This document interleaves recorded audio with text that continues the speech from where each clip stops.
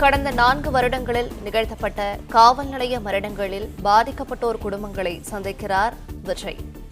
கூடுதல் விவரங்களை செய்தியாளர் மகேந்திரன் வழங்கிட கேட்கலாம். மகேந்திரன், வணக்கம். விவரங்கள் என்ன சொல்லலாம்?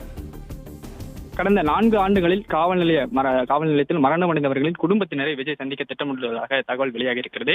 தமிழ்நாட்டில் கடந்த 4 ஆண்டுகளில் காவல் நிலையங்களில் மரணமடைந்த 20க்கும் மேற்பட்டோரின் குடும்பத்தினரை தமிழக வெற்றிக் கழக தலைவர் விஜய் நேரில் சந்தித்து அவர்களுக்கு ஆறுதல் தெரிவித்து நிதியுதவியையும் வழங்கவிருப்பதாக தகவல் வெளியாகி இருக்கிறது.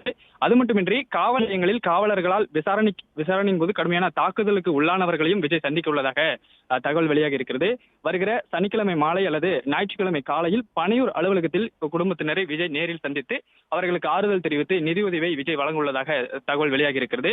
மேலும் காவலர்களால் அழித்து கொலை செய்யப்பட்ட அஜித்குமார் மரணத்திற்கு நீதி கேட்டும் கடந்த 4 ஆண்டுகளில் நடைபெற்ற 24 காவல் நிலைய மரணங்கள் குறித்து வெள்ளை அறிக்கை வெளியிட வலியுறுத்தியும் வருகிற ஞாயிற்றுக்கிழமை தமிழக வெற்றிக் கழகம் சார்பில் சென்னையில் ஆர்ப்பாட்டம் நடத்த திட்டமிட்டுள்ள நிலையில் அதற்கு முன்னதாக குடும்பத்தினரை நேரில் சந்தித்து இந்த நிதியுதவியை வழங்கவிருக்கிறார். மேலும் தமிழக வெற்றிக் கழகம் அமைப்பு ரீதியாக பிரிக்கப்பட்டுள்ள 120 மாவட்டங்களிலிருந்தும் மாவட்ட செயலாளர்கள், சார்பணி நிர்வாகிகள், மாவட்ட ஒன்றிய கிளைக்கழக நிர்வாகிகள் உள்ளிட்டோர் இந்த சென்னையில் ஞாயிற்றுக்கிழமை நடைபெறக்கூடிய ஆர்ப்பாட்டத்தில் பங்கேற்கவும் தலைமை கழகம் சார்பில் அவர்களுக்கு அழைப்பு விடுக்கப்பட்டிருக்கிறது.